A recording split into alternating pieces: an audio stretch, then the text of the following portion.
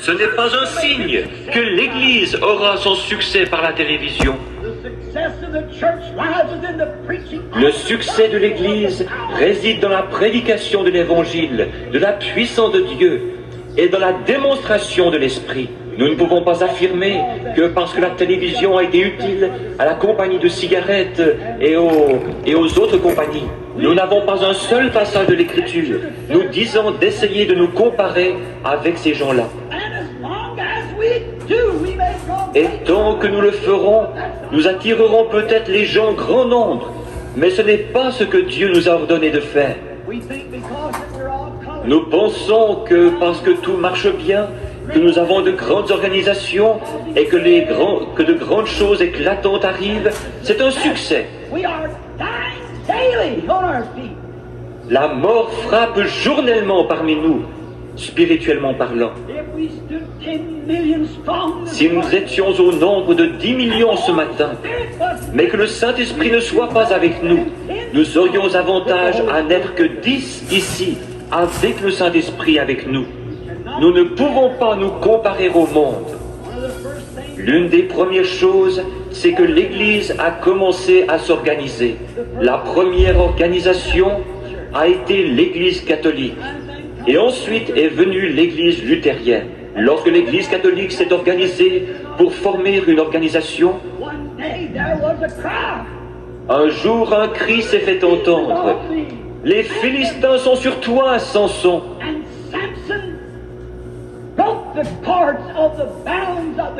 Et Samson a brisé les cordes des liens de l'Église catholique.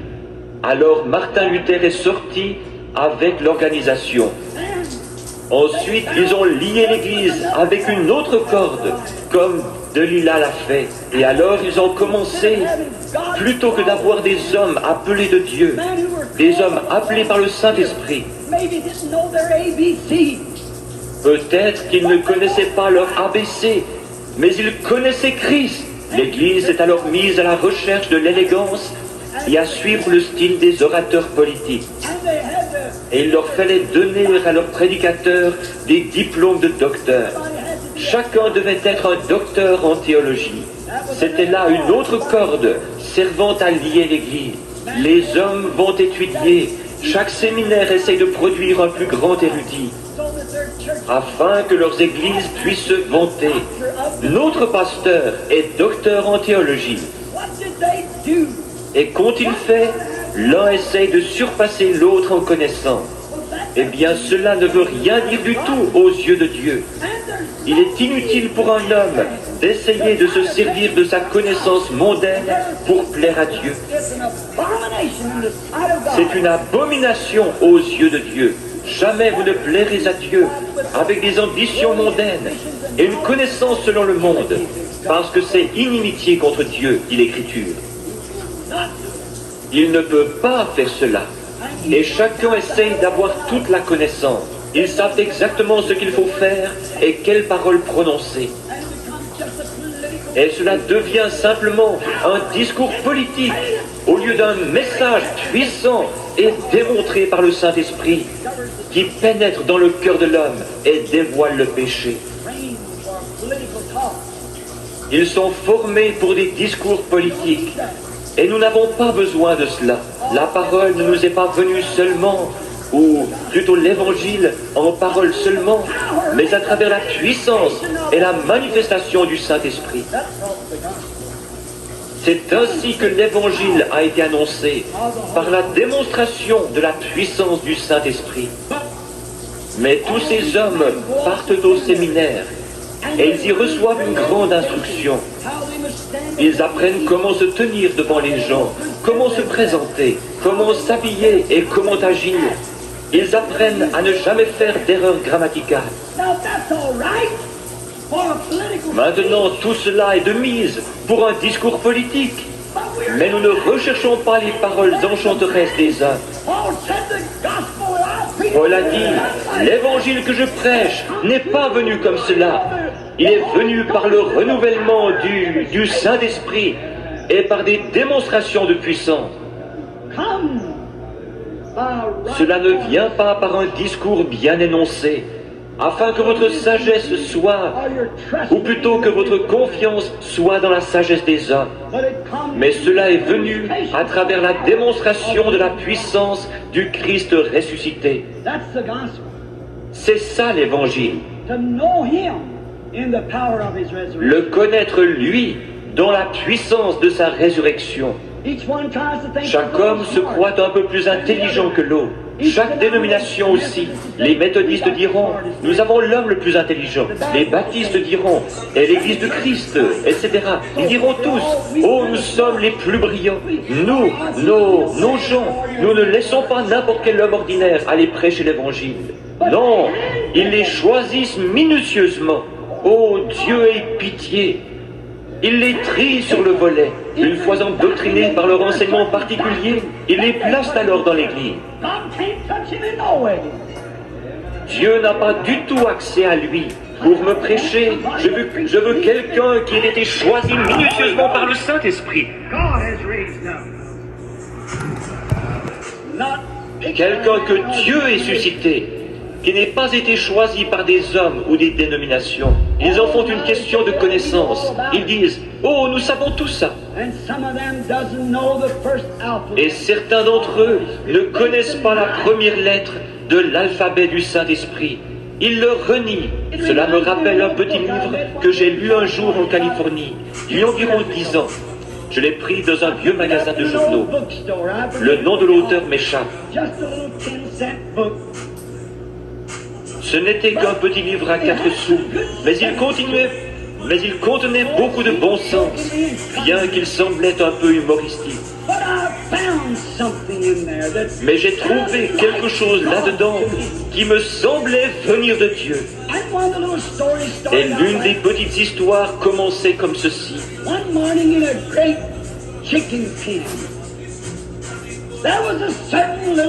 Un matin, dans un grand poulailler, il y avait un certain petit coq qui pensait posséder toute la connaissance qu'on pouvait bien avoir.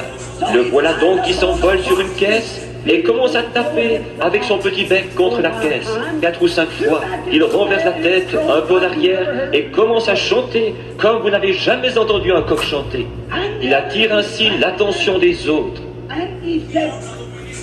Et dit alors, mesdames et messieurs de ce poulailler, j'aimerais vous parler à tous ce matin d'un formidable programme éducatif que nous venons d'élaborer. Il m'a fallu beaucoup d'études et de connaissances, ajoute-t-il en ajustant ses petites lunettes sur son bec. Et j'en suis venu à la conclusion que nous, poulets, nous pourrions améliorer notre condition par davantage de connaissances. Laissez-moi donc vous dire ceci. Si nous creusons, si nous travaillons dans un certain enclos, dans un trou précis, nous y trouverons une certaine vitamine qui nous fera chanter mieux et avoir un plus beau plumage. Et oh, je peux vous dire comment nous pouvons améliorer notre condition de bien des façons différentes. Et ces jeunes poulettes, avec leurs petites crêtes rouges, gloussaient et disaient, n'est-il pas un chéri? En s'extasiant devant lui. Oh, c'est un coq si brillant. Cela me rappelle certains de ces prédicateurs de séminaire. C'est un homme si brillant. Rien ne nous oblige à rester là avec le reste des poulets. Nous devrions tous le suivre. Eh bien, avant même que le petit bonhomme puisse terminer son discours, un autre petit poulet, dont le plumage n'était pas aussi éclatant, arrive en trombe de l'autre côté de la basse-cour et dit « Un instant les amis, je viens d'écouter le dernier bulletin d'information à la radio. Le prix des poulets a augmenté de 4 cents la livre. Nous allons tous à l'abattoir demain. À quoi donc va servir votre connaissance ? Frère, toute la connaissance que nous pouvons accumuler, à quoi sert-elle ? Nous sommes 1,80 m de terre. Chaque minute qui passe, nous mourrons tous de quelques centimètres. Notre connaissance ne signifie rien. Nous voulons le connaître lui. mais c'est ce qu'ils font. Il y a quelque temps, je faisais une remarque au sujet de ce petit canari qui pensait posséder toute la connaissance utile et nécessaire. Il en savait tellement long qu'il pouvait parler des êtres humains aux autres canaris. Il s'envole donc, se perche sur sa cage et commence à parler des êtres humains, exposant tout ce qu'il sait d'eux. Et tout à coup, un professeur de Purdue s'avance et commence à lui dire quelques paroles très raffinées. Et le petit oiseau se met à sourciller et à tourner la tête. Oh, il avait des yeux, il pouvait voir le professeur. Il avait des oreilles, il pouvait l'entendre. Mais bien sûr, il ne savait pas de quoi il parlait. Pourquoi? Il a une cervelle de canari. Il n'est qu'une tête de linotte. C'est tout ce qu'il a. Il n'a pas un cerveau d'humain. Il ne peut donc pas penser comme les êtres humains. Et un être humain ne peut pas non plus penser comme Dieu. Vous êtes humain et toute la connaissance du monde ne vaut pas plus qu'une cervelle de canari. Tout ce que vous faites, c'est vous faire du mal avec cela. Il vous faut la pensée de Christ, la raison pour laquelle les gens vont se joindre à des organisations et substituent une poignée de main à la nouvelle naissance. C'est qu'ils essayent de contourner la nouvelle naissance. Ils ne veulent pas de la nouvelle naissance. Et ils savent que nous enseignons cela dans la Bible. Ils veulent donc y substituer quelque chose. Chez les pentecôtistes, ce n'est pas mieux. Ils essayent aussi de substituer quelque chose. Ils veulent que cela ait de la classe. Il faut que cela se fasse avec de la classe. Nous allons nous serrer la main et nous joindre à l'Église. Et nous serons aspergés ou baptisés ou quelque chose ainsi. Ils ont peur de la nouvelle naissance. J'ai parfois l'impression que le Branham Tabernacle commence à en avoir peur. Or, nous savons tous qu'une naissance, peu importe où elle a lieu, n'importe où c'est un gâchis. Qu'un bébé naisse dans un tas de foin, sur un plancher dur, ou dans une chambre d'hôpital décorée en rose, c'est un gâchis de toute manière.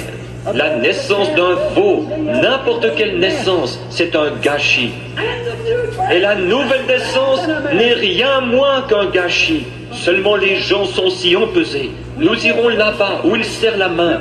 Nous irons là où il ne braille pas, ne pleure pas, ne tape pas sur l'autel et ne crie pas. Vous voulez être trop humains. Ce dont nous avons besoin, c'est une naissance. Cette mort qui produit la vie, une semence, une vieille pomme de terre, une semence de pomme de terre, prenez ces pommes de terre et mettez-la dans le sol.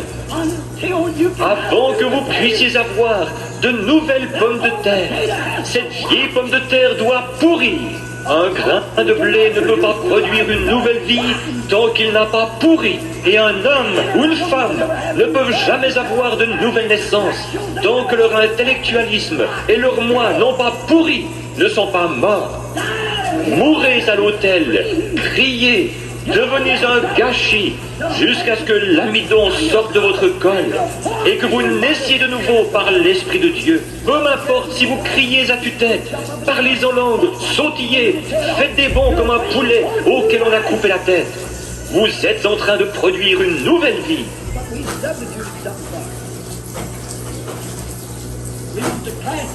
Mais nous y avons substitué quelque chose.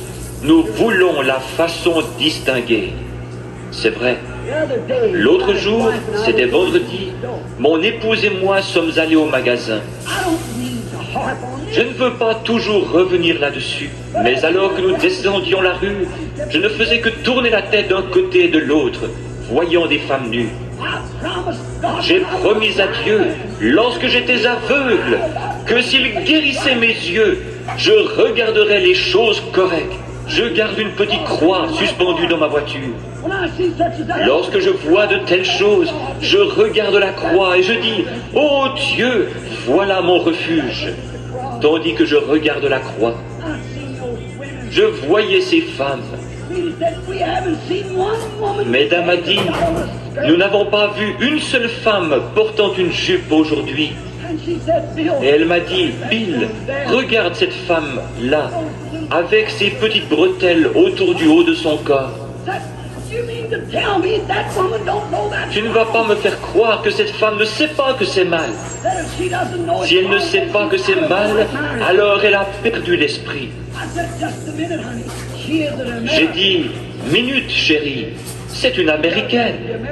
Elle fait ce que font les Américains. J'ai dit, je me trouvais en Finlande il n'y a pas longtemps, ma chérie, et je contestais quelque chose là-bas, auprès d'un homme qui m'a remis en place, le docteur Manninen.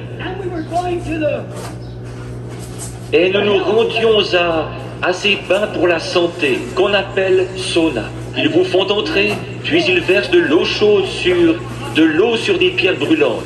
Oh, et cela vous fait transpirer. Ensuite, ils vous font sauter dans de l'eau glacée et en ressortir. On vous conduit ensuite dans une pièce où là, des infirmières, des femmes, frictionnent les hommes, et ceux-ci sont nus, et les renvoient ensuite dans la piscine.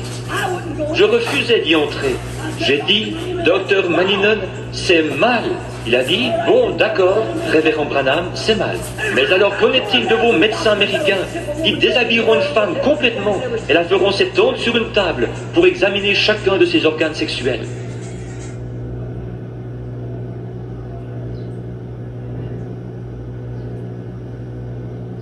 Qu'en est-il de vos infirmières dans les hôpitaux? J'ai dit, excusez-moi, frère Manninen, vous avez raison. Qu'est-ce? Ce sont des coutumes. Lorsque j'étais à Paris, j'avais de la peine à le croire, mais il y avait des urinoirs communs pour les hommes et pour les femmes. Je ne pouvais pas comprendre que ces toilettes au bord de la route servaient à la fois aux hommes et aux femmes. Je n'arrivais pas à croire que lorsque les femmes allaient se baigner à la plage, un jeune homme avec sa petite amie, il n'y avait pas de cabine. Ils enlevaient simplement tous leurs vêtements jusqu'au dernier, se tournaient ensuite le dos, mettaient une petite bandelette et s'en allaient nager. Mais c'est ainsi. Ils n'y font pas attention. C'est une coutume de la France. En Afrique, femmes et hommes, les jeunes comme les vieux, marchent dans la savane, complètement dévêtus, sans avoir jamais su ce que c'était que des toilettes, et ainsi de suite, ni même pris la peine de se cacher à la vue des autres. Mais ils ne font pas la distinction. Ils ne connaissent pas autre chose. Ce sont des coutumes des nations. Mais j'ai dit, chérie, nous sommes différents. Nous sommes d'une autre nation. Nous sommes des pèlerins et des étrangers ici. Voilà pourquoi ces choses nous paraissent si fausses. Car la Bible dit que ceux qui professent de telles choses montrent qu'ils sont pèlerins et étrangers et qu'ils cherchent une cité qui est à venir. Tout homme ou toute femme, qu'ils habitent en Italie, en France, en Afrique ou ailleurs, une fois nés de nouveau du Saint-Esprit, ils ne feront pas ces choses-là. Ils ne porteront pas ces vêtements-là. Ils n'agiront pas ainsi parce qu'ils sont d'une autre nation dont le dirigeant et le constructeur est Dieu. Nous sommes du ciel. L'Esprit qui est en vous motive votre vie. Si vous êtes Américain, vous ferez comme font les Américains. Si vous êtes Français, vous ferez comme font les Français. Et vous critiquerez les autres. Mais si vous êtes de Dieu, vous agirez comme ils le font au ciel. Parce que votre esprit vient d'en haut et il vous dirige. Une petite chose à laquelle vous pourriez regarder. Dans l'Écriture, ceux qui cherchaient cette nouvelle cité agissaient différemment. Ils professaient qu'ils étaient pèlerins et étrangers. Ceux du côté de Caïn sont devenus des fugitifs et des renégats, tandis que les chrétiens étaient des pèlerins et des étrangers. Un fugitif n'a pas de chez soi. Un renégat est un affreux individu. Mais un pèlerin, c'est quelque chose de réel Il vient d'un pays véritable, d'une autre nation, et il essaie de trouver son chemin pour rentrer chez lui, démontrant par sa vie qu'il est différent, qu'il vient d'un autre pays. Voilà pourquoi il agit ainsi. Mais pourtant, ces gens qui agissent ainsi, ces gens qui portent ces choses, laissez-moi vous raconter quelque chose. En Afrique du Sud, j'ai vu 30 000 païens, des indigènes complètement nus. J'ai vu des jeunes filles de 16, 18, 20 ans, des garçons nus comme des vers, se tenant là, avec de la boue sur le visage et tout bariolé, avec des os leur traversant le nez et des morceaux de bois suspendus à leurs oreilles, et avec des os humains se croisant, ou des os quelconques se croisant dans leurs cheveux, des dents d'animaux suspendus à leur corps, nus comme ils sont venus au monde. Et ils ne le savaient pas. Mais lorsqu'elles ont reçu Christ, qu'elles sont tombées la face contre terre et ont reçu le Saint-Esprit, elles se sont levées, ont croisé leurs bras sur leur poitrine pour cacher leur honte, et se sont ensuite éloignées et ont trouvé des habits avec lesquels se vêtir. Pourquoi? Ils étaient devenus des pèlerins et des étrangers pour ce monde. Alléluia! Ils s'en étaient éloignés. Oui, monsieur. Oh oui, ces gens se déclarent chrétiens. Ils appartiennent à des églises. Ils s'en vont disant, nous sommes méthodistes, nous sommes baptistes, nous sommes pentecôtistes, nous sommes adventistes du 7e jour, nous sommes ceci ou cela. Cela n'a rien à voir. Votre esprit, la vie qui est en vous, c'est ce qui motive et révèle ce que vous êtes. Jésus a dit, c'est à leurs fruits que vous les reconnaîtrez. L'Église est devenue comme Israël l'était au commencement. Ils ont vu que toutes les nations païennes avaient un roi, mais Dieu était leur roi. Ils ont vu que les nations païennes avaient un roi. Ils ont donc voulu faire comme les nations païennes, et ils se sont achetés un roi. Et en faisant cela, ils se sont attirés des ennuis. Petit à petit, il a commencé à entrer. Petit à petit, le monde a commencé à s'infiltrer en eux. Finalement, cela a abouti en Akab. Un roi s'en approchant un petit peu plus, encore un petit peu plus, et finalement, cela a fait sortir la vie qui était en eux. Ils ont continué ainsi, et lorsque le vrai roi est venu, ils ne l'ont pas reconnu. Et c'est ce que l'Église a fait.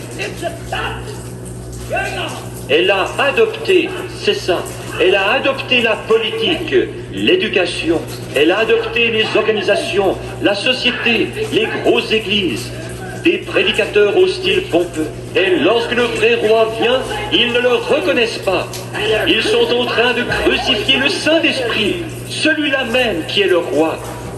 Ils ne le reconnaissent pas, mais ils rient de lui et se moquent de lui. Ce que les Juifs ont fait à leur Messie, l'Église est aussi en train de le faire à son Messie. Ils ne le savent pas, ils manquent de perspicacité spirituelle, étant tellement endoctrinés par ce qui frappe leurs yeux, par les apparences, des bâtiments imposants, essayant de se comparer au monde. Il ne nous est pas du tout demandé de nous comparer au monde. Il nous est demandé de nous humilier, et une personne équivaut à la majorité en Dieu. Et aujourd'hui, dans le monde, parmi les évangélistes qui parlent de la guérison divine, il y a une telle rivalité, une telle concurrence. L'un dira, « Oh, Dieu soit béni, j'ai eu tant de milliers, j'ai eu une plus grande réunion que vous. » Qu'est-ce que cela peut faire? Que nous en ayons 1 ou 1 million, qu'est-ce que ça peut bien faire? Sommes-nous fidèles à Dieu? Sommes-nous fidèles à sa parole? Supportons-nous le test auquel nous sommes soumis par le Saint-Esprit? Est-ce vrai? Voilà l'essentiel. Mais nous faisons des compromis avec la Bible. Beaucoup de nos pentecôtistes font des compromis quant aux doctrines fondamentales de cette Bible. Mon but n'est pas de vous blesser, seulement je suis dans ma propre église et j'estime que je peux faire ce que dans mon église parce que je prêche l'évangile. Mais il y a des dizaines de milliers de prédicateurs pentecôtistes qui savent qu'il n'existe pas dans la Bible une chose telle que le baptême au nom du Père, Fils et Saint-Esprit. Je lance un défi à l'archevêque ou à quiconque de me montrer où une seule personne a déjà été baptisée dans le nom de Père, Fils et Saint-Esprit. Mais ils font des compromis parce que leurs organisations en ont fait. Il n'y a pas une seule personne dans le Nouveau Testament et pendant les 300 ans qui ont suivi, d'après l'histoire, qui ait été baptisée autrement que dans le nom de Jésus-Christ. Qu'est-ce? L'organisation. C'est ce qui a fait cela, faisant des compromis. Et aujourd'hui, ils ont arrêté de témoigner dans les rues. Ils ont retiré le tambourin de l'Église. Ils ont enlevé toute la gloire de l'Église. Et ils ont de la prédication de séminaire, la prédication d'un petit coq très raffiné dans la société. Et leurs femmes qui portent des shorts et des robes dans lesquelles elles sont moulées. Et les hommes qui fument la cigarette, jouent à l'argent et font des plaisanteries grossières. C'est une honte aux yeux de Dieu. Je sais que c'est violent, mais il est temps que quelqu'un dise quelque chose, faisant des compromis, cédant, agissant comme le monde. Peu m'importe si je dois rester seul, sans plus personne si ce n'est Dieu. Je prêcherai la vérité de la Bible de Dieu et prendrai position pour elle. Quitte à mourir, je prendrai position pour la vérité. Certainement, nous voulons la vérité. Je ne me mesurerai pas d'après l'Église, mais c'est d'après la parole de Dieu que je veux me mesurer. Mais Delilah, l'avez-vous remarqué? Elle savait que Samson possédait une puissance. Cependant, elle ne savait pas d'où lui venait cette puissance. Elle ne pouvait pas dire ce qu'était cette puissance. Mais Samson possédait une grande puissance. Elle voulait en découvrir le secret. Et Delilah s'est mise à faire la cour à Samson, cherchant sans cesse à le séduire par sa beauté. Oh, elle s'habillait d'une façon très sexy. Elle marchait devant lui en ayant ce petit rire affecté qu'ont certains jeunes adolescents d'aujourd'hui, et ainsi de suite. Elle voulait agir un peu comme une stripteaseuse pour essayer d'envoûter Samson. Et c'est ce que le monde a fait à l'Église. Où est votre grande puissance maintenant? Eh bien, en nous organisant, cela brisera la puissance. L'Église catholique a fait cela. Mais les Philistins sont sur toi, Samson. Et un Luther est sorti. Ensuite, ils se sont organisés à nouveau. Si vous me liez avec une autre corde, cela me retiendra. Et c'est ce qu'ils ont fait. Et les Philistins sont sur toi, Samson. Qu'est-il arrivé? Wesley est sorti et a rompu les cordes. Voilà que tu m'as trompé depuis le début. Ne sais-tu pas que je t'aime, Samson? Viens, alors dis-moi la vérité. Ouvre-moi ton cœur. Très bien, lie-moi avec une autre corde. Bon, c'est ce que nous ferons. Qu'est-ce? C'est la corde dénominationnelle. Laissez-moi en liberté, que je n'ai pas de dénomination. Alors laissez-moi vous dire, vous m'aurez brisé. Et de là sont sortis les pentecôtistes. Où est votre puissance? Les Philistins sont sur toi, et il a rompu les cordes, de nouveau. Mais maintenant, qu'est-il arrivé? Cela a atteint les pentecôtistes. Ils ont des docteurs en théologie comme pasteurs, de grands hommes. Ils ont autant d'instructions et de rituels que les méthodistes, les baptistes et tous les autres. Lorsque vous allez dans une église, vous ne pouvez pas entendre un seul amen. Ils sont aussi froids qu'un tas d'esquimaux venant directement du pôle Nord. Froid, indifférent. Et maintenant, les Philistins sont sur toi, Samson. Les Philistins sont sur toi, Amérique. Où est cette unité d'esprit? Où est l'unité de la Pentecôte? Les assemblées de Dieu et l'Église unie, et l'Église de Dieu est celle-ci et celle-là, chacune avec un isme différent, celle-ci avec ceci et celle-là avec cela. Nous sommes si désunis qu'on peut aller dans une ville pour y tenir des réunions de réveil, et si elles sont placées sous le patronage d'une des églises, les autres n'y assisteront même pas. Les communistes sont sur toi, Amérique. Où est notre puissance? Où est notre gloire? Qu'y a-t-il? C'est que nous avons recherché la sagesse des hommes plutôt que la sagesse de Dieu. Oh, nos prédicateurs sont devenus si raides, si empesés. Ils nous ont organisés si bien que nous sommes empesés et endurcis, au point que les gens qu'on n'entend plus personne pousser un cri de joie dans l'église. On n'entend jamais personne pleurer. Le banc des pénitents a été descendu au sous-sol. Il n'y a plus de gloire dans l'église. Tout ce que nous faisons, c'est rester assis aussi raide que possible. Nous ne sommes pas libres, nous sommes liés. Le diable, avec ses démons modernistes, a lié l'église du Dieu vivant. C'est vrai, il n'y a plus de puissance dans l'église, il n'y a plus de liberté. Les gens sont tellement empesés, tellement raides. Oh, que Dieu peut venir au milieu des pentecôtistes et prouver qu'il est Dieu et montrer les signes de sa résurrection. Et cela ne les secoue même pas. Gloire! Mais c'est une honte. Je parcours le pays, Dieu agissant, accomplissant des signes, et les gens restent là. Oui, je pense que c'est pas mal. Oh, je sais que c'est possible. Cela ne les remue pas. Pourquoi? Ils sont liés par Delilah. Le monde, ils sont enchaînés. Et maintenant, ils les ont même pris, liés dans une confédération. Les Philistins sont sur toi, Samson. Que vas-tu faire à ce sujet? Oh, nous avons de grandes dénominations, bien sûr. Nous avons plus de membres que jamais auparavant. Mais où est l'Esprit? Où est le Saint-Esprit? C'est ce que le diable a fait. Il est entré dans l'Église en lui faisant la cour. Il a courtisé l'Église sans arrêt. Venez à moi, je vous donnerai un immense tabernacle par ici. Si vous faites simplement ceci, si vous acceptez de vous débarrasser de ce prédicateur fanatique que vous avez, pour prendre un docteur en théologie qui a du bon sens, nous bâtirons une belle grande Église de style classique et nous serons comme les autres. Honte à vous! Je préférerais avoir un homme qui n'arrive pas à faire la différence entre des grains de café et des grains de haricots, mais qui soit rempli du Saint-Esprit et par la puissance de Dieu ne fasse pas de compromis. Mais c'est devenu tellement pesé que si un brave saint arrive à se frayer un passage jusqu'à Dieu au cours de la réunion et se met à parler en langue ou à jubiler un peu à haute voix, ou à faire quelque chose, les autres vont tendre le cou pour regarder. Qu'est-ce que c'était? Je me demande bien. Oh, c'est sûrement un fanatique qui est entré tout à coup. Vous savez que c'est la vérité, qu'une pauvre sainte entre et devienne suffisamment heureuse pour lever les mains, pleurer et louer le Seigneur. Que quelqu'un crie « Amen » à la prédication de l'Évangile.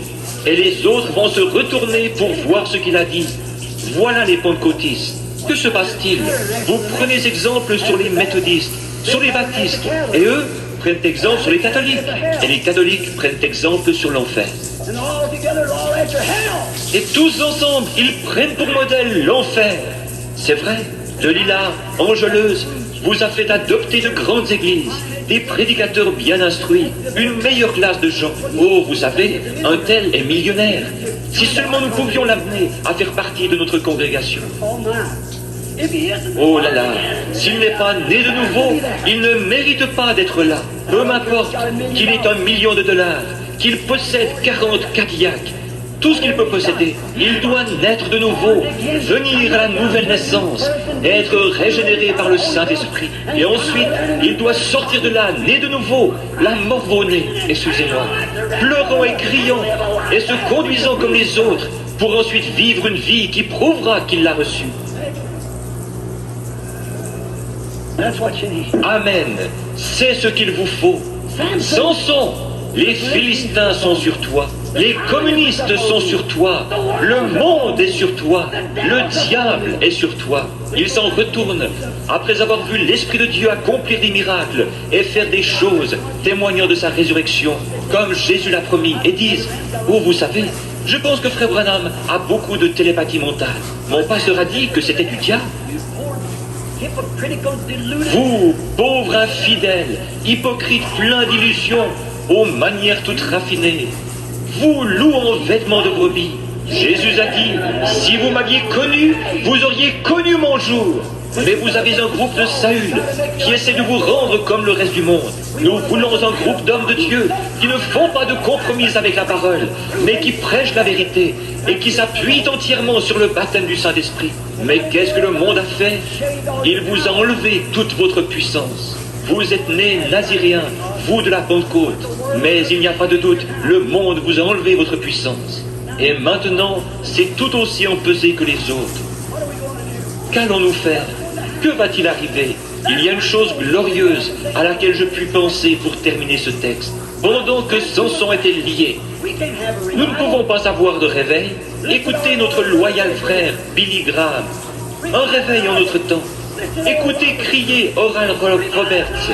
Un réveil en notre temps. Écoutez les autres. Un réveil en notre temps. Comment pouvons-nous avoir un réveil alors que nous sommes liés? Nous avons lié le Saint-Esprit avec nos organisations et nos traditions. Et nous ne pouvons pas avoir de réveil du Saint-Esprit. Amen. Je sais que c'est brûlant comme le temps, mais c'est la vérité. Comment pouvons-nous avoir un réveil du Saint-Esprit alors que vous êtes si liés et si empesés? Une forme de piété, c'est ce que la Bible a dit qu'ils auraient. Une forme de piété, mais reniant ceux qui ont fait la force. La force de quoi? La force de l'organisation? La force du monde? La force de l'Église? La force du Saint-Esprit, c'est le secret de l'Église. Et lorsque l'Église adopte des prédicateurs instruits et de grands bâtiments et ses parures, au lieu du Saint-Esprit à l'ancienne mode, il ferait mieux de retourner dans le petit local de réunion. Amen, c'est vrai. Comment pouvez-vous avoir un réveil du Saint-Esprit alors que les gens l'étouffent, le lient et en ont peur? Voilà le fond du problème. Les Philistins sont sur toi, mais la seule espérance bénie que nous possédons, c'est que, pendant que Samson était en prison, première chose qu'ils ont faite, lorsqu'ils l'ont attrapé, ils l'ont d'abord lié. Ils ont enlevé sa puissance, ils ont trouvé son secret, ils ont trouvé votre secret. Le monde a découvert votre secret. Maintenant, vous, femmes, vous coupez tous vos cheveux, et cela est comme le monde. Et vous, hommes, vous commencez à agir tous comme le monde. On se permet de faire des plaisanteries grossières, d'aller fumer quelques cigarettes, et de sortir avec les épouses des voisins, et tout le reste comme cela, et de boire un petit verre avec les autres, afin de garder son emploi. Je préférerais rester couché à plat ventre, et manger du pain sec, et boire de l'eau plate, et rester propre et pur devant Dieu, plutôt que de faire des compromis pour avoir un quelconque travail. C'est vrai, c'est juste, restez fidèle à Dieu. Samson, les Philistins sont sur toi. Branham Tabernacle, la mondanité est en train de s'introduire parmi vous. Qu'avez-vous fait? Avez-vous exposé votre secret? Avez-vous exposé ce secret que Dieu vous a donné lorsque vous rouliez là dans la sciure il y a quelques années? L'avez-vous laissé vous échapper et être remplacé par une adoration sociale et cérémonieuse? Que vous est-il arrivé? Dieu peut descendre, accomplir un miracle, traverser tout l'auditoire, disant aux gens les secrets de leur cœur et tout, et guérir les malades et les affligés, et accomplir des signes et des prodiges, et prêcher sa parole avec force par le Saint-Esprit. Et les gens diront, eh bien, c'est pas si mal. Nous aimons bien entendre ça de temps en temps, si nous ne sommes pas trop fatigués. Ça, c'est le Branham Tabernacle. Les Philistins sont sur toi. Dire que dans le passé, lorsque la parole était prêchée, les vieux saints, les larmes aux yeux, se levaient et se mettaient à marcher en sanglotant. Peut-être sans dire un seul mot.